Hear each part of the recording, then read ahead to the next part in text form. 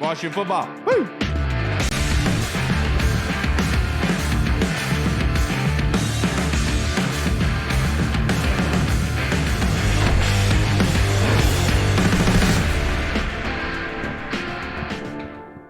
Hello, everybody, and welcome to the Burgundy Zone. I am your host, Kyle, and I'm joined by my co-host, Michael Reed. Hall is not going to be joining us this evening. He is sick. But let's get this on a good note. The Burgundy Zone is a part of the Frederick Podcast Network. You can find out more by going to www.listofrederick.com. And now we are rejoined by Ultra Commander fan, huge mind in the world of scouting, Mr. Ryan Fowler of the Draft Network and Command the Huddle podcast. Thank you for joining us on this very rainy Thursday evening, sir. How are you doing? Yeah, of course. Appreciate you guys always have me on. Yes, sir. And first question I have for you, Sam Howell. It's been a topic of conversation, obviously, around this team. The Commanders, when they're talking to offensive coordinators about potentially bringing them on, they're telling them Sam Howell is the quarterback one going into next season. So my question to you, obviously looking at the draft, and you have a lot of knowledge in that capacity, Sam Howell's progression from his senior year at UNC and into that Week 18 game against Dallas. Yeah, I think you can go back further to what he was in 2020. All the NFL talents around him, Javonte Williams, Michael Carter, Daz Newsome, De'Ami Brown. And then you go into 2021, all those guys are gone, right? And then a below average offensive line. And he was able to tailor his game to where he involved his lower half more. And, you know, for Sam, the biggest thing for me is he wins between the ears for me before he ever tries to win with his arm and before he ever tries to win with his legs. He wins here. And the biggest thing with that is you look at him in Carolina in that Phil Longo offense, and they stretch teams horizontally, and they also stretch teams vertically. And you look at how we can succeed in the NFL level and in Washington and the weapons that we have and a potential offensive coordinator to come in. Hopefully they get a guy in the building that is able to accentuate those skill sets. Sam Howell is someone that consistently, and it just shows me a guy that's consistently improving. I watch him at the Senior Bowl. Day one at the Senior Bowl, come out and have a little bit of nerves, try to make every single throw, right? As a quarterback going down to those pre-draft events, which we're getting into now, you don't want to hurt your stock at those events. Now, he didn't, but sometimes that first few days, he was trying to push so many throws in those tight windows to show up that arm strength. Next few days, he tapered it back and looked good in the game. Washington takes him in the 5th round, a ton of value. Doesn't play all year. And that's what we expected, right? We expected him to see with an earpiece on and a clipboard, T-shirt and shorts all year long. But he learned, and what showed me how to be a professional behind Taylor Heineke and Carson Wentz. And you come into Week 18, and Dallas just wasn't running prevent all day long. Dan Quinn, that's not how he rolls, right? He attacks offenses. As a rookie quarterback, thrown in the fire of Week 18, wasn't perfect, only had 11 completions in that game. Wasn't perfect, right? But showed me that he prepared when the lights are off, when the cameras are off, how he could prepare himself to best be in position to win and succeed. First pass, Terry McLaurin, athletes in space, crossing out over the middle of the field. Simple, and sometimes that's all it takes. And Sam's really impressed me just into this year. We haven't seen him a ton, but from Carolina in 2020, who he was in 2021, and the little glimpse that we saw in Week 18, I'm really excited for him moving into 2023. So I'm guessing you're okay with him being the starter, and that you don't want them to go after a bigger name quarterback, would you? Sam Howell is my guy. He's my guy. I think he should be QB1 moving forward. Develop a guy. He's got plenty of talent. Work with the kid. Yeah, it just, you can't sell this fan base on getting another veteran quarterback in there. And I mean, you talked about how important the Senior Bowl is. I mean, look at Kenny Pickett. Kenny Pickett went down there last year. He commanded the huddle. He did a good job. Guys kind of rallied around him at practices. Malik Willis was streaky, and you kind of saw that with the drafting of some of these guys. So I think that's huge. And Brian Robinson is another player who I saw a YouTube video when he was coming out. It said the most disrespected Alabama running back of all time. And then Brian Robinson comes out there, and he does fantastic. What did you see from Brian Robinson going into the draft? And then what did you see from him this season?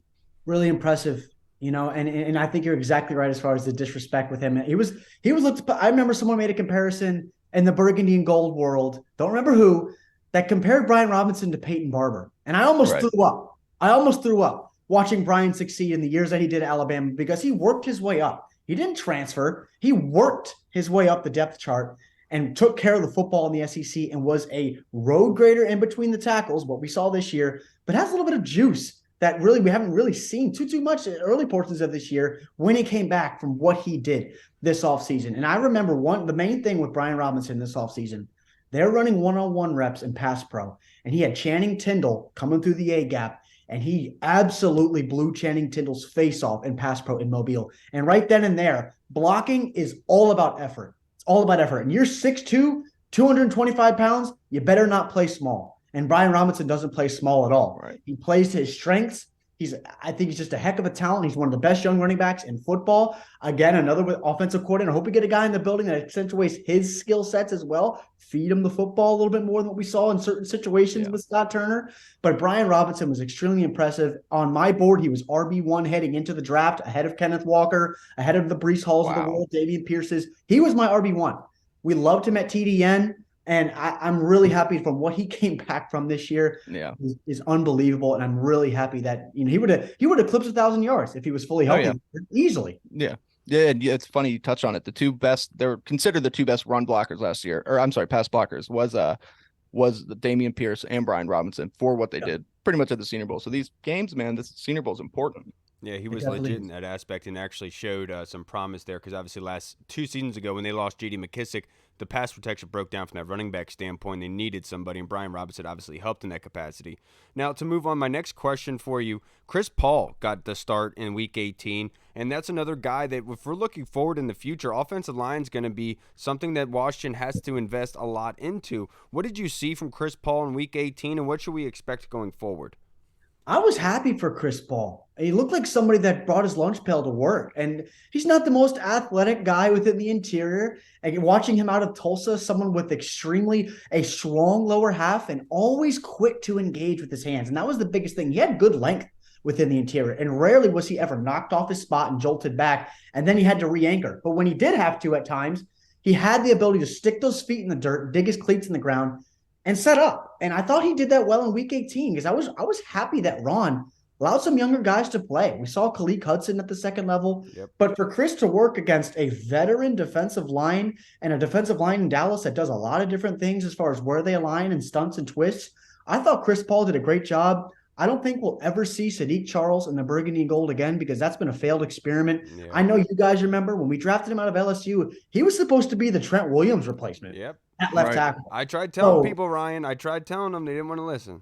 You know, so he hasn't worked out at guard. He's got extremely heavy feet. He moves like an office chair on carpet. It's not going to work. So a guy like Chris Paul that can be that swing guard potentially next year, it's a good option to have, and you always need depth with the big boys.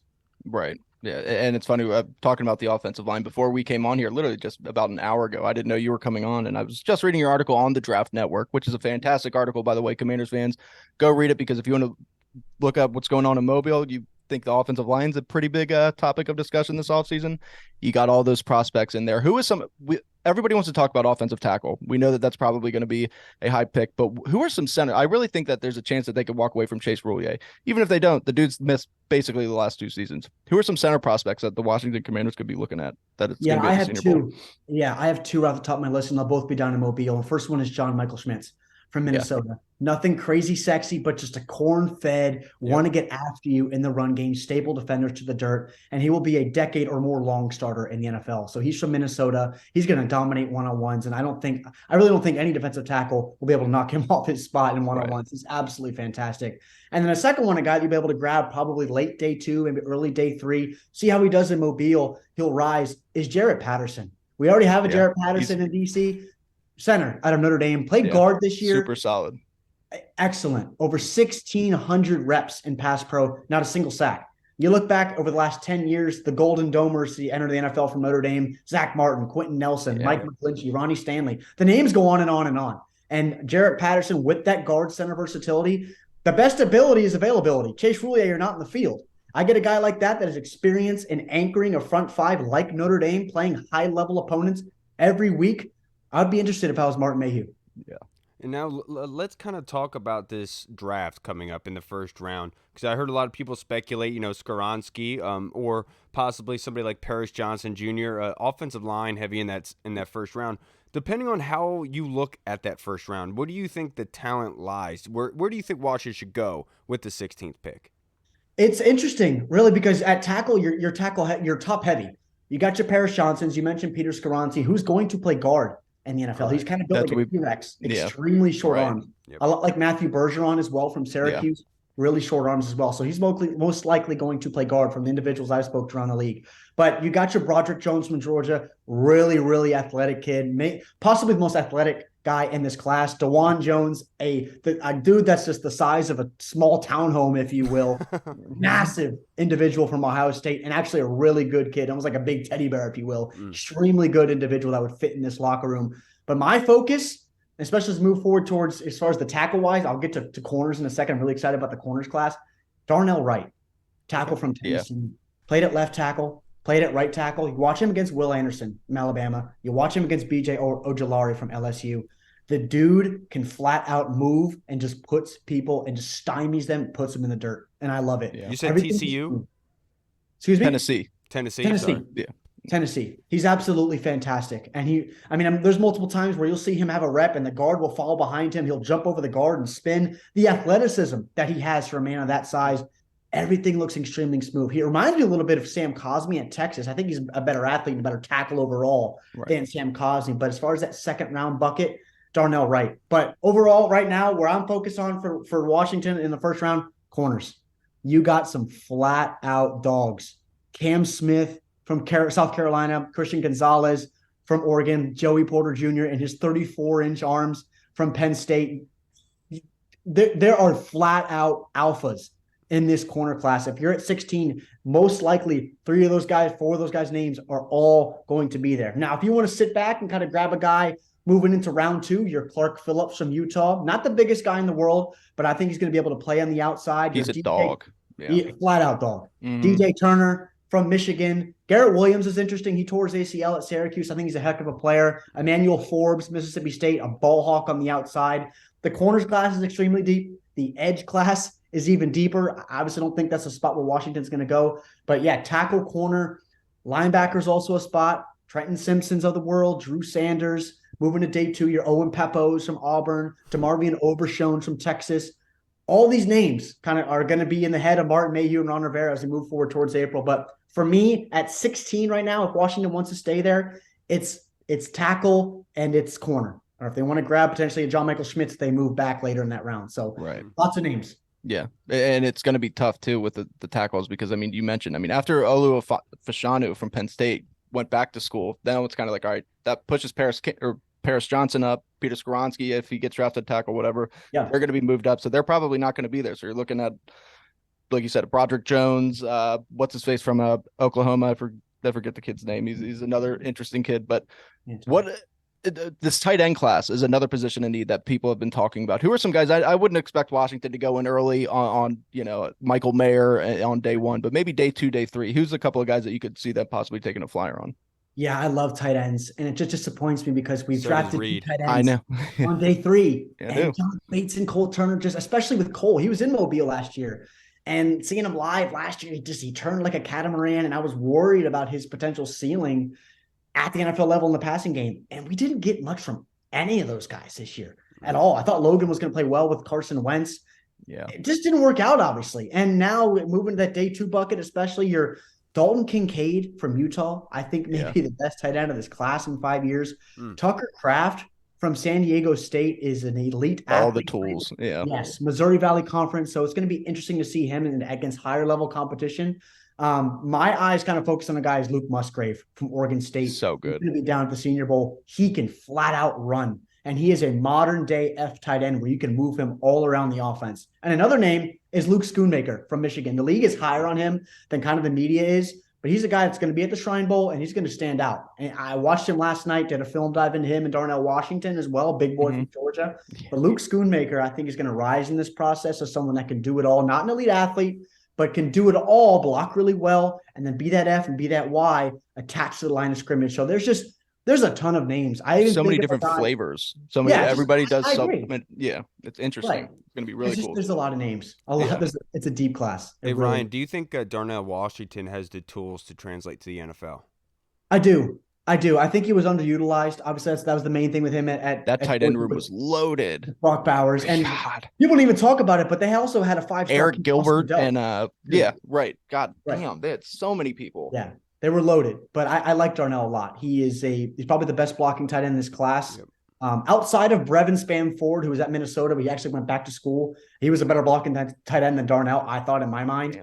But another name for you guys as far as later in the draft is Braden Willis from Oklahoma, who played that H-back. He also threw a touchdown against Nebraska in week 3. He can do a lot. And it depends, again, offensive coordinator you want in town. But if it is a guy like Greg Roman, and you align sometimes with 3-4 guys in the backfield, and you want some guys that can do some different things for you as an F, a Y, and an H, Braden Willis flat out gets after people as a blocker and can ran some wildcat as well at Oklahoma. So that's a name to keep an eye on as well as we move into day 3. Absolutely. Love to hear that. Yeah. Now, to wrap this up, Ryan, I only have a couple more questions for you. But obviously, you kind of alluded to it already. Greg Roman they separated ways between him and Baltimore, so obviously he is available. That's 10 teams altogether that are looking for offensive coordinators in the league. For Washington, what do you think they should go after for offensive coordinator? I think the one idea I've heard is having Greg Roman come in as offensive coordinator and then Byron Leftwich as the passing game coordinator. Obviously, it's a pipe dream because who would really want to come here? But what do you think of who should be the OC? What do you want to see? Yeah, my focus has been on Brian Johnson, quarterbacks coach from the Eagles. And the reason why I say that is because his ability, been there the last few years, and I look at Philly's core guys, athletes that they have, and I look at Washington, and you look at Jalen Hurts and how he's improved as a young dual threat talent. You got three guys in the backfield: Boston Scott, Miles Sanders, and Kenneth Gainwell. You got the same thing in Washington. They like to run some 12 personnel with multiple tight ends. You got that in Washington. Now, you don't have the same front 5, and then you move out to the perimeter, and you got A.J. Brown, Devonta Smith, and you got Terry McLaurin and Jahan Dotson, and then Curtis Samuel. They have their Quez Watkins and Curtis, and Zach Pascal. There's your Giammi Brown. So a lot of that kind of translates, and they're very parallel. So Brian Johnson, for me, has experience in the SEC as well. Eagles quarterback coach. That's a guy that I would love to see get an interview and kind of move up the ranks. But we will see as far as who they get. I mean, Ken Zampese is the only one that has experience with Sam Howell. No other guy can say that. But my biggest thing, fellas, is the whole 2-to-1 run-to-pass ratio. I get it, but this is not 1950 Syracuse. Right. This is not the Navy or Georgia Tech triple option days. This is 2023. Why not? And you look at the rest of the 8 teams in the playoffs, they're all offensive-minded head coaches that are able to consistently elevate and modify their schemes to who they're facing. You didn't pay Terry McLaurin. You didn't draft Jahan Dotson on day 1. You didn't pay Curtis Samuel handsomely, and you didn't draft Giammi Brown on day 2 to look cute in uniform. You want to lift the performance ceiling of this offense, get a guy in the building that's able to accentuate all those skill sets. Yeah, it's easier said than done, I would imagine, because it's a very sad situation. I looked at him too, because he sounds perfect. I would imagine. Would you think that he was probably going to get elevated? Yeah, who doesn't want to BJ? Isn't their offensive coordinator supposed to be getting possible head coaching gigs? So if he leaves, damn. Yeah, correct. Yeah, Shane Steichen's been doing. He's done a hell of a job with the Eagles. So I would expect that he might get a promotion with the Eagles. But so it's weird sometimes organizations have their rules where they don't hire from within. You know, they always want to go exterior. So we'll see. Yeah, and most likely will promote from within. But next question for you. Daron Payne obviously got the nod today, going to the Pro Bowl and replacing an Aaron Donald, which is huge. Regarding Daron Payne with Washington, do you think that they can make it work with Daron, and do you want Daron Payne to stay here? I would love for Daron Payne to be back. When they drafted Phil Mathis in the 2nd round, that told me a lot about the potential future of Daron. Now, he played his tail off in a contract year, and he deserves all the money in the world. And I think John Allen wants him back. I think those are 2 dogs and really 2 brothers. I mean, when they fought on the sideline last year, that seems like a long time ago. Those are brothers. They are until the end of time, right? And I would love to see 93 and 94 back next year, but they obviously have expectations after taking Phil Mathis. And we saw John Ridgway come in and provide a ton of depth too as an interior D lineman. I want him back. It just depends on how much they're going to pay him and what he actually wants. I will say I talked to Daron's agent yesterday. I got absolutely nothing from him. His agent is Joel Segal, who's been in the league for 30 plus years.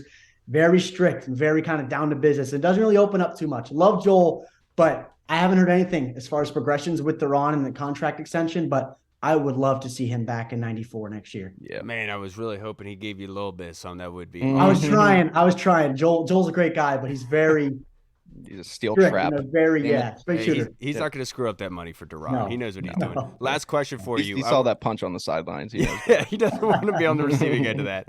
No, this last question I have for you, going back to this team, not looking at the future so much, Jahan Dotson, coming from college into the pros, 7 touchdowns, 700 yards receiving, obviously with the different quarterbacks in there. Talk to us about Jahan. What did you see, and what do you think in the future?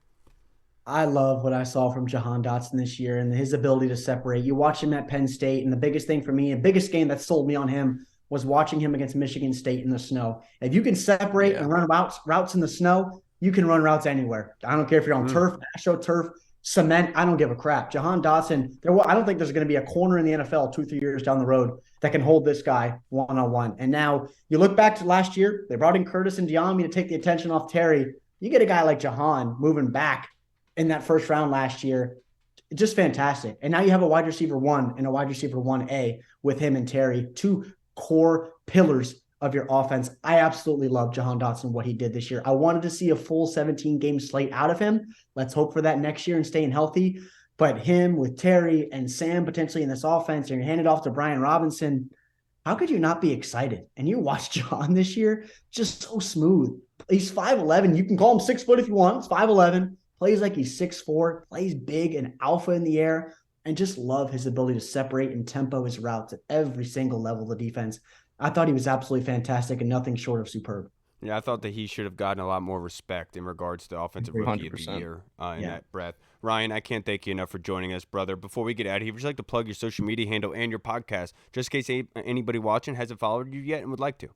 Of course, on Twitter, you can shoot me a follow if you don't already, _ Ryan Fowler. And then my podcast comes out every Monday. It's Commanding the Huddle on Apple Podcasts, Spotify, wherever you get your podcasts, you can find us at Commanding the Huddle. I appreciate you. Then keep letting me know whenever I post a film breakdown. Let me know when I'm wrong. Appreciate you, Ryan. Always. Thanks, guys. Night, appreciate it. Thank you, man. All right, everybody. We just spoke with the man, Mr. Ryan Fowler. I love having Ryan Fowler on. I'm such a nerd when it comes to draft prospects and stuff. And I'm not. No, but well, it's just because I like looking at hot dudes that are strong. And he's just always everybody that he mentions, I just always get so excited. I'm always like, yes, yeah, come on, feed me more. I need more of this. Keep feeding it to me, my son. Can you not repeat those words ever again? Yeah, no, but also I just wanted to say, shout out. This is a Sunny D. This is not to be confused with Tom Brady's orange juice, which is called Sun's D. So it's a little different. You're going with the Tom Brady joke again. I love it, dude. That was a riot. Grow up. We're not in high school. Right. We're not in high school anymore. Grow up. I want to get your opinion. I'm here for serious news. I want to get your opinion on the offensive coordinator position and what we're going on here. Because we do have fan questions, and we're going to be joined by our next guest here very, very soon, and Coach Greg Curl. So I kind of wanted to see where you think what's going on with this offensive coordinator position. Because to be honest, this is such a bad situation because of the ownership in particular that it makes it such an undesirable destination to the point where the only people that would be willing to come here are the ones that nobody would want. Yeah, it's going to take a young coordinator or a young position coach or something who thinks that, hey, I got a lot I can prove and I can do it in one season. Because you also got to think, is Ron going to be here after the next season? I mean, right. We would imagine so, but around the league, that's not the opinion. I mean, a lot of people, why would you want to just go somewhere for 1 year? They don't have a franchise quarterback that you know of, fail, and then you're just ruined. You got to take a step back. You got to wait 5 more years before you get this opportunity again, So it's going to be tough. That's why I think originally when everybody was like, oh, Eric Bieniemy, let's bring in Darrell Bevell. Let's bring it. It sounded good on paper, but it's just not reality right now. And maybe we get lucky. Maybe we get somebody who can come out there and is young, who's just on fire and willing to prove themselves and does a masterful job with Sam Howell and all the weapons that we have, because it should be an attractive gig. But the whole situation about job security, that's kind of important. So yeah, I heard Benjamin Albright was on Big Doug's show. And he had said Shout out that Big Doug. He had heard rumblings that Benjamin Albright had heard rumblings that Eric Bieniemy is possibly going to be linked here to Washington. They're just waiting it out until he's out of the playoffs to be able to make that move. And I understand that because, with Eric Bieniemy, he kind of has to almost prove himself in a way, which is very weird. So much has come out over the last 3 years. Typically, Andy Reid's coaching staff, they don't need to really prove it themselves, honestly, and that's why it kind of makes sense for Eric Bieniemy to come here, because this would be the one place where Eric Bieniemy would get a lot of respect if he came here and he turned around an offense that was bottom league in almost every offensive statistical category. But now we are joined by our next guest, Mr. Coach Greg Curl. How you doing tonight, brother?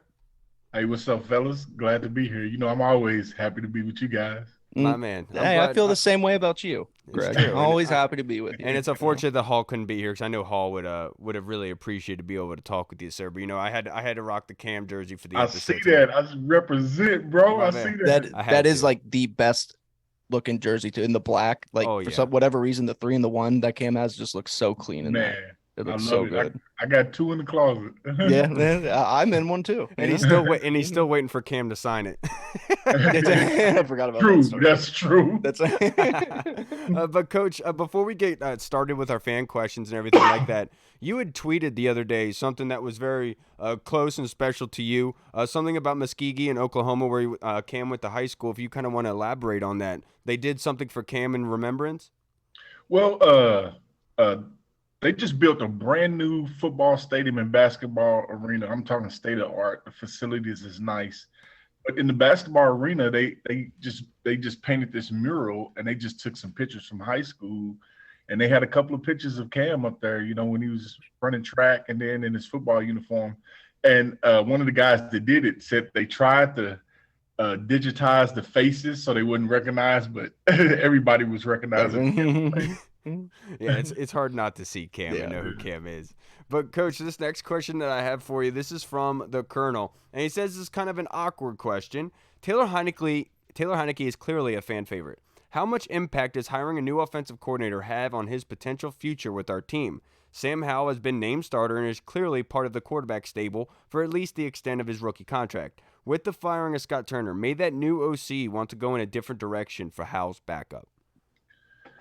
It's a strong possibility. I mean, especially we don't really know who that guy is, and Right.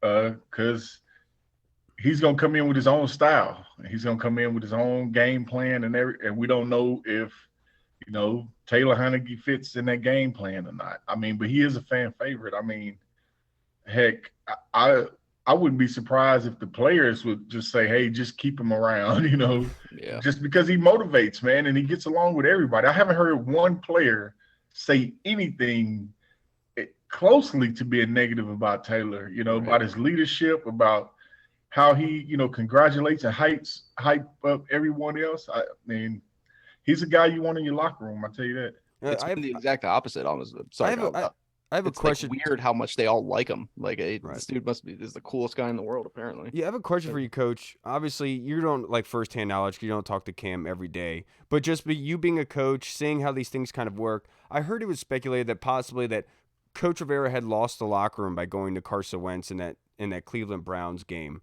Do you feel that would be the case? I can see how it would look like that, just especially right before he made that decision on how the team was speaking on, Heineke and having Heineke there. So, for him to make that decision, and then for him to switch up so fast, hey, I mean, he kind of gave himself away, That's true. You're absolutely right about that. All right, I'm glad that you said that. I wanted to hear something about it because all these rumblings, it didn't really make sense to me. But honestly, Colonel, I think the OC is such a weird situation because of all the politics involved, right? Because let's say a new owner is dialed in. Are they going to want to know who the new OC is going to be? Are they going to want to have a voice in that? And that's going to create a whole log jam of issues, which is ultimately what I think we're facing.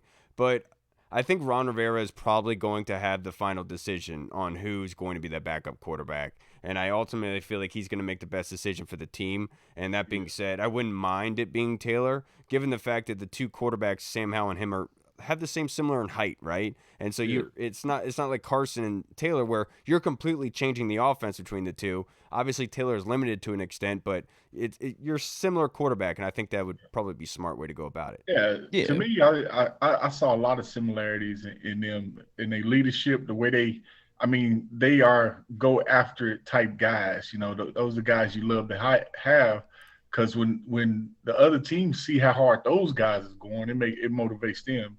The only difference I really see right now is just Hal has a little strong arm. He can get that ball down the field, no problem. That ball comes out quick out of Sam Howell's arm. I will say when that. we saw him at training camp, I was like, he stands 5'10", but he throws the ball like he's 6'5". It's crazy seeing the ball zip out of his hand like that at such a small person. And obviously I'm a small person. Yeah, I was we're about the to say, same size. Kyle, you're literally 5'2". What are you talking about? But with Taylor coming back, I do think everybody would want him back. I do think he's perfect because, like you said, him and Sam Howell they've developed a relationship. At least it seems like they're pretty close. They're good friends, and I think Sam would be a lot more comfortable knowing that Taylor's got his back to help him with stuff, and everything will be all right. But I also know that Taylor Heineke was brought in here because of Scott Turner. He's a Scott Turner guy. He was with him, Carolina, Minnesota, all these places. So it'll be interesting to see if he does come back. I think Taylor wants to be here for sure. I don't think you can go to a new locker room and start all over. Like, he's won these guys over.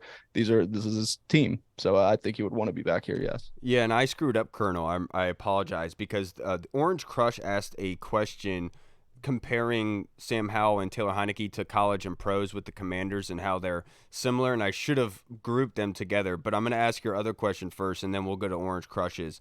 In 2022 NFL Draft, we swapped picks with the Saints. They moved up to take Chris Olave. We picked Jahan Dotson 3 picks later. We also received the 3rd and 5th round picks. Obviously, Brian Robinson, Sam Howell, Cole Turner. And we still got a blue chip wide receiver and 2 quality starters for next year. Coach Curl, are there enough blue chip cornerbacks that we would try to do something similar this year, or are we all in for the highest rated cornerback on the board? Man, heck, if I go for the highest, I don't think we need a total rebuild. Because we got some guys out there. They got some talent. Look at Ben St. Juice. Yeah. Fuller ain't no slouch. Fuller played fantastic the last 2 months of the season. Yep. Yeah, it's a lot of our mistakes was communication and continuity between the front and the back end. But you saw whenever we gave up any big plays, it was just communication. Yeah. Somebody didn't communicate it right. But I think we got some talent back there. If we can get one good guy, I say a top round draft pick, a nice guy, that we can mold and help build that secondary back there. Yeah. I'm right there with you. I understand why we'd want to trade back, because then we have the possibility of adding more picks like we did last year, especially given the fact that we lost a 3rd rounder in the Carson Wentz trade. But my whole thing is, it depends. Like, we don't know how the draft is going to play out, right? And we don't also know where they view these prospects. They could have these other tackles, guards listed higher than these cornerbacks are going to be available. We have no idea what's going to happen. That being said, of any of those top 4 cornerbacks, I would be happy with in the first round at 16. I wouldn't be complaining. I would absolutely love it. I think Joey Porter Jr. with those long arms is exactly what you kind of want out of a cornerback. Kam Curls is a great example of that, is what it can do for a defensive back. And so I would love one of those guys to be able to come in here. I don't really care for who. I just want one of them. Because I do think looking in the future ahead, you can't guarantee that Kendall's going to be here in 2 years, obviously. Right. And so looking at that corner room, it's already weak. And so you have to be able to invest heavily in it. And no disrespect to Danny Johnson and company. I'm just, looking at it from my perspective. Yeah. And also, I do think that they would but I do think that they view the O-line as a bigger need right now. Just in, like, you're looking at, possibly Chase Roullier, Charles Leno as cap casualties. That's 2 starters right there. And the offensive line already underperformed. So I think that they're going to try to build the offensive line. They'll probably take the best player available. And I think that you can wait possibly for a corner day 2, bring somebody in there and kind of bring them up slowly over the season.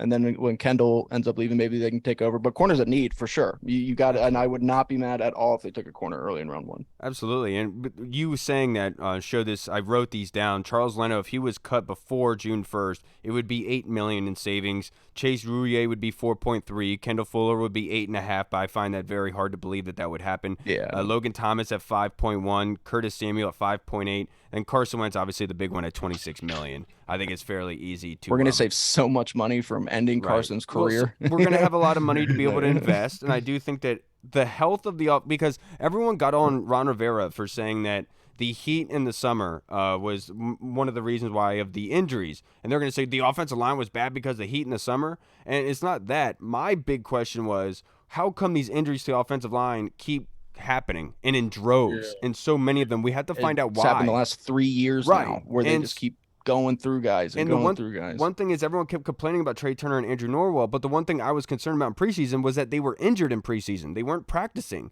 And if you go into the season injured, you're going to stay injured and you're not going to play well, which is inevitably what happened. And so that's why I kind of felt bad for Ron Rivera. I understood what he was trying to say.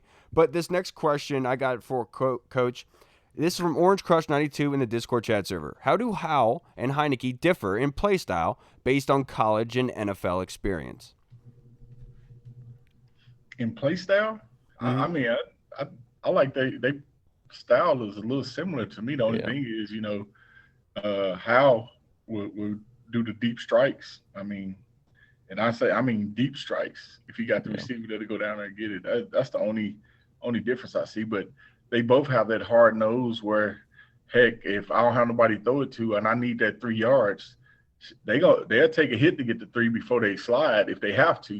That's just the type of guys they are. They tough, and it hypes the players up, man. I mean, example, when one of the early games when they had Cam mic'd up, I think was it the Philly game? I don't know, but Heineke had a run and slide first down. I mean, the whole defense is going crazy. Right. They sitting on the sideline watching number 4. You hear him over, got the ball, 4, we go, Just one of those things. It's exciting. It's Sam Howell got that same thing, with him. So I think you're absolutely right about that. The arm strength being the biggest different aspect of their game, especially given the fact that Sam Howell threw that one big 60-yard bomb to Terry McLaurin, that being the longest pass air yards Washington has completed since 2016, which kind of shows you where the difference is there. But overall, I think their play style is very, very similar. And I thought this was fascinating because Orange Crush provided the stats from college and the pros. I won't read it all, but the one that really stuck out to me was the actual completions, right? Sam Howell, 11 of 19, 57% completion percentage, 169 yards, 1 touchdown, and 1 interception. In Taylor Heineke's first game with the Commanders, he had 12 completions on 19 attempts, 63% completion percentage, 137 yards, and 1 touchdown. It's eerily similar to the 2 first games for both of these guys, and I think that is, as a grand scheme macro thing looking at it, I think that they are very similar. But like Coach, like you said, the one big differential is the arm strength. And that's what we kind of talked about. We've said this all offseason, that Sam Howell was like the child if Carson Wentz and Taylor Heineke had a baby, because he's literally the difference between the both of them. Perfect mixture of both of them. He really is. And I agree with that. Yeah. I think they're very, so I think that they're perfect for each other, like to be the backup. Like you won't have to change the offense if anything happens. I think that's probably why they get along. I think probably the big difference, I know arm talent. Sam Howell's probably just more talent. Sam Howell's been in the spotlight since he was in high school. Sam Howell was a top recruit. There's a funny story of Mac Brown going down to try to recruit Sam Howell and Sam Howell kicking him out of his house before he ended up committing to North Carolina. And then he ended up committing once some things changed around. But Taylor Heineke, of course, where did he go again? I don't even remember. Was it Old Dominion? Old Dominion. Yeah, it's smaller school. Was undrafted, came to the league, took him a while to kind of catch on, and it's just those kind of differences. It's interesting how both of those roads to the NFL built dogs a different way, but they're still like the same kind of like, they got to get up. They're going to be tough. And especially for Sam Howell, all that talent left before his senior year, so they had to adjust the entire Probably hit him with a whole lot of reality, man, right? And you don't have 4 NFL players. Yeah, and the unfortunate part of that, it kind of like ruined his draft stock because he was running constantly and wasn't looking to throw because of how bad everything was, which is unfortunate because I feel like that's the one difference where Taylor didn't have to switch up his system like Sam did his senior year. I would say that's another difference. Hey, that ended up being a good thing though for Sam, I think, because that's part of the reason why I think Sam Howell can be successful here is the fact that he can use his legs like that, and he's smart when he runs, and he knows when to take off. He's got a good feel in the pocket, and he can run through Cowboys defenders, get into the end zone. He can truck Trayvon Diggs in the end zone. And I think that goes to Coach Curls' point about him and Taylor kind of having the same moxie about them, where they get everybody else riled up. You see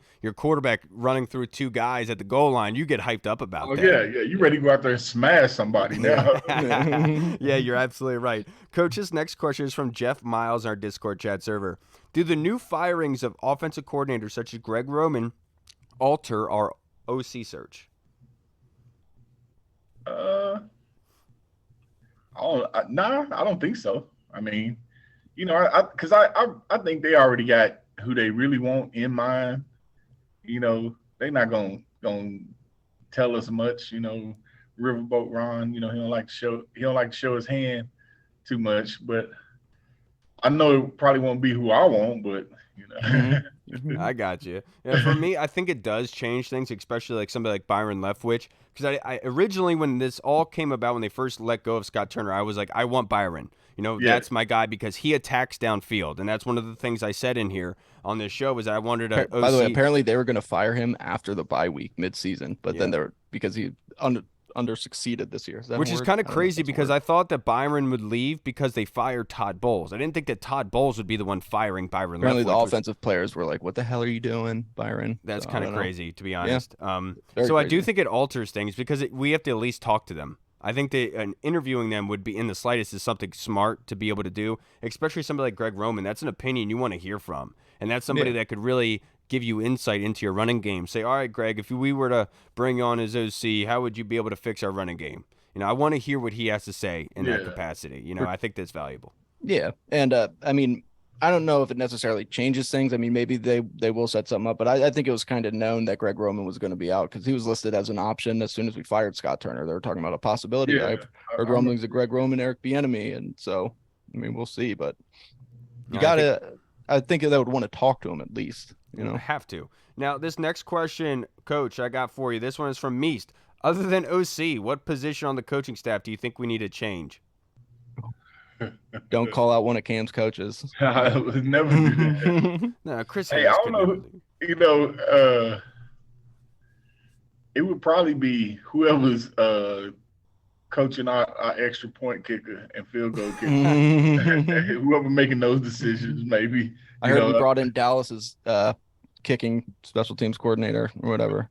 That's what it I'm feels just kidding. What did they do? Miss 4 or 5 field goals? Yeah. Make extra points? Jesus Christ. That was crazy, wasn't it? Straight 4 extra points. And like I understood what people said when Dak was like cussing, say go for 2, or whatever. And like I get it, but at the same breath, man, like calm down a little bit, all right? Yeah. For honestly, I don't really know if we should make any changes, to be perfectly honest. I think the one glaring one that would probably need to be changed, I think would be tight end, if anything. It's tight end. Because I think the defensive line showed out this year. I think the linebackers did more than expected. I think the defensive DBs, staff is perfect. Yeah, the DBs did excellent, obviously, and they really held everything together. Offensive line Matchco, I think, has deserved the confidence and the respect to be able to give him the benefit of the doubt to say, if you don't have an injured offensive line, I think you're a very good coach, and I'm sure that he is, and that's why I think that he should stay. So if anyone, Juan Castillo, which is unfortunate because I liked Juan Castillo. When I saw him at training camp, seeing him in those swishy pants, it was crazy seeing him out there in those 90-degree weather wearing pants. It is. On the tight end. I'm sorry. Go ahead. Oh, no. You're good. Go ahead. Hey, on the tight end, though, I don't know. I would not coach, but maybe adding some more talent. Logan Thomas, He's injured. He is who he is. I mean, shit, he the old man out there. No disrespect on him, but I mean that's who he is. He's not getting any younger and stuff. We can still use him, but we need either some of them young guys to step up or bring somebody in that will. Yeah, which is weird. Yeah, which is weird too, because like this offseason, all we were talking about, like everybody who came onto the show during training camp, they're like, these tight ends are impressive. These young tight ends are very good. They're going to be a big role this year. Cole Turner's tearing it up. Armani Rogers is tearing it up. Like all these people, and we got zilch out of them. We got nothing. So I don't know whether I know Logan's got an excuse, man. It takes like 2 years to recover from that injury. But it's interesting. I don't know. I wonder what the change was. Maybe they're just young guys and they peaked too early in the season. One thing that we have to remember is that going into the season, obviously Logan was injured. Then John Bates got injured late in preseason. He didn't really start out in the year. Cole Turner obviously was banged up himself, and his role was going to just be like a strict, basically a slot wide receiver. Right, and then Armani Rogers was doing great in the meantime up to that point, and then disappeared once Logan and everyone else got back. Which is the unfortunate because Amari Rogers was doing a fantastic job. Yeah, but now this next question is from Tim Towner. This year, Washington played keep away in most games and frequently won by time of possession battle. With that in mind, will any of these 4 games this weekend be won by a team that does not win time of possession? And which team will have the largest time of possession advantage in any of the 4 games? Ooh. Yeah. Wow. Tim, you got us at a loss for words. Because to be honest, dude, I, I can't stand the playoffs if we're not in it. I, I Yeah, mean, I'm with I'm you. not a better, like, I don't sports gamble and stuff like that. So like I'm not emotionally invested into these games. I'm more like kind of just pissed off that we aren't there and we should be. I could see like the Chiefs versus Jaguars. I could see the Chiefs putting up points in a flash when they have the ball. And I mean, because they're Kansas City and it's Patrick Mahomes, and I mean the Jaguars are good. They did a fantastic job. That was incredible, but they're still a young team. I mean, they're still kind of learning. So I could see maybe the Chiefs, maybe they don't have the highest time of possession, but it's because they're scoring so goddamn quick. I will say in the NFC, the key to beating the Eagles is time of possession. You saw that we wrote that formula. We had that out there. We posted it on the board. Everybody who saw that, I mean, they couldn't emulate it, but and that's the key to beating the Eagles. So if the Giants want to do that, they got to give them a heavy dose of Saquon Barkley. Heavy dose. Yeah, that's what I was trying. When you asked the question, that's what I was looking at. I'm trying to figure out whose running game is just going to be able to pound and pound and pound and pound. And New York is probably the only one closest. I'll say the Yeah. one that most likely will win the time of possession battle and have the longest time of possession battle over the other one is probably the 49ers and Cowboys. When we saw in Week 18 against Dallas, Jonathan Williams and company, Jarrett Patterson, they did pretty well on the ground. Yeah, they did. And that was given with a beat-up offensive line, and we had Chris Paul starting and stuff. And so going against the 49ers, I could see them and Brock Purdy. Trent Williams is going to knock Micah Parsons on his ass. Right. I could see them completely dominating the time of possession in that aspect. But who could win, like, in the least amount of time of possession? I'd probably say it's going to be like the Bills or Bengals, where it's kind of like just an absolute shootout kind of thing. I'm so pumped for that game. That game's going to be so good. I'm such a Joe Burrow stan. That guy's just so cool. So is Josh Allen. They're both cool as shit. Oh, yeah. Josh is my dude. They're so good. Yeah, he's right. Like I feel like me and Joe Burrow would probably be best friends smoking cigars together and stuff. I don't know if you'd accept it. Coach, we're about to wrap up this episode, sir. Kind of wanted to ask you a question, though, about Kam. I know he kind of finished the season injured. How's he feeling? He's good, man. He's well, he don't like missing games, but he's good. He's focused on his body and healing so he can come back, a lot of people only hear about the injuries they talk about, and those are the ones that keep him from the game. But he's played a little injured all year for the last his first 3 years in NFL. If you look at it, people didn't know, but he's focusing really this summer, chilling, relaxing, getting his body right. So when OTAs come, he wants to hit it as hard as he ever did. Good. That's what I like to hear. Yeah, and then be so I know that when Kam came here, Landon Collins kind of took him under his wing and, brought him over for Thanksgiving and stuff like that. Did Kam kind of have that relationship with Derek Forrest? Because obviously those two of the highest rated safeties in the NFL this season, obviously came out of nowhere and they worked really well together. Are they like good friends? I don't know if they've been to each other's house, but yeah, I mean, because when I go to the game, if I come to a game and after the game we go in the parking lot, that's usually who it is. It's me, Kam, Derek Forrest and his pops, and Jeremy Reeves and his pops. That's awesome, dude. That's all the crew. You know what I'm saying? Hey, that's gonna be a 3 party I Pro wanna Bowls. go That's gonna to. be What? 3 Pro Bowlers right there, right? Yeah. I had planned on going to the Pro Bowl, to support my dude Reeves, and he already told me, he said, Pops is gonna be here, so if you come, it's just a little thing, me and the Pops, we keep our conversation on Twitter, but out of the public sometime. But I know they talk, and I know they're good friends. I mean, you just see it the way they out there, But Kam is quiet, so it would have to be them going to each other's house because Kam don't really go nowhere. Right. No, that's really cool to hear that all three of you guys are really good, like still friends and meet up after the game. That's really cool to hear. I know you've said Kam kind of likes he's the underdog mentality, kind of laying low and just going out there doing his job, doing a good job at it. Do you think this season kind of gave him extra motivation? Because he started getting a little bit more national attention. People started paying more attention to him and realized this kid's so good. Do you think that kind of gave him a little bit more I know. Oh yeah. Yeah. Cause I know missing 2 games with the surgery on his thumb changed the team when he came back. In his head, he was thinking, I'm behind, because Cameron's never missed his whole Right. life playing football, he's never missing. He always heard that, if you miss one game, you behind 10 games. If you miss a season, you behind 4 seasons. So, but when he came out there and it looked like he ain't missed a game, that did boost up his confidence and let him know he ready to handle this. Yeah. I've been trying to tell him for years about Kam Curl, and I'm glad that everyone else is seeing what I saw because it's about dang time. No more Greg's deals, Greg's been trying to tell him that his entire life. You know what I'm saying? Yes. Yeah. Tell Washington, no more deals. Y'all already got a deal. Dude, I think that's gonna happen without a doubt. Yeah. The fact that what Ron Rivera said in his press conference and saying that we don't want to tip our hand to the agent, it's like he already tipped it. Yeah, right. They know. Somebody tell Ron to stop playing poker because Ron messed up when he did that video when he was talking about when he signed his contract with the Chicago Bears.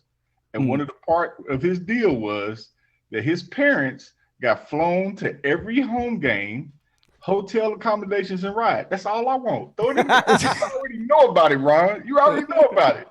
He knows what's up. Yeah, he knows. He knows how that goes. Yeah. I'm pretty sure they'd be able to make that happen for you, Coach. I feel like that'd be something easy to do. Yeah. Coach, I can't thank you enough for joining us, as always, sir. This has been an awesome episode, as always. All right, everybody, that's going to wrap us up. I'm Kyle.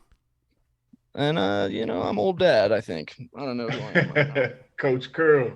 And until next time, everybody, be safe. Make sure you don't bet a whole lot of money. Don't be like that one guy who bet $1 million to win $11,000. And then The still up 11K, baby. Woo! I mean, just ridiculous. He lost all that money. I mean, just stupid. Don't be like that guy. So Be bad. smart. Because a lot of my friends are gambling. I'm like, dude, you guys need to chill out. Like, Cracky the other day hit me up. He was like, yeah, dude, I'm like, I lost so bad yesterday. Now I'm betting on the Australian Open. I had to get up and positive. Like, no, now that's the problem, bud. You hear that? We're lucky we're poor. I would waste all of our money on gambling. All right, everybody. I don't gamble because I want to fight when I lose money. I want my money back. Yeah, right. Yeah, I would. I want my I would be money going back. to brokers and stuff. They'd be like, "This is the mob. You don't get money back." And I'd be like, "Oh." All right, everybody. We'll see you on Monday. Have a good weekend. Washington football. Woo! Hey, what's up, everybody? It's Kyle. I just wanted to say thank you so much for watching. And if you liked what you saw, make sure you hit the subscribe button and the notification bell. That way you get notified when anything new is uploaded to the channel. Also, we just launched theburgundyzone.com. You can go there and find all of our latest news, articles, and the latest episodes that are uploaded. Again, we also have the Discord chat server, where all of our VIP folks are in, like Andy Burrows, Scott Hartley, Sergio Martin is in there as well. Don't miss out on the Discord chat server. Go and check that out. Until next time, everybody, Washington football. Woo!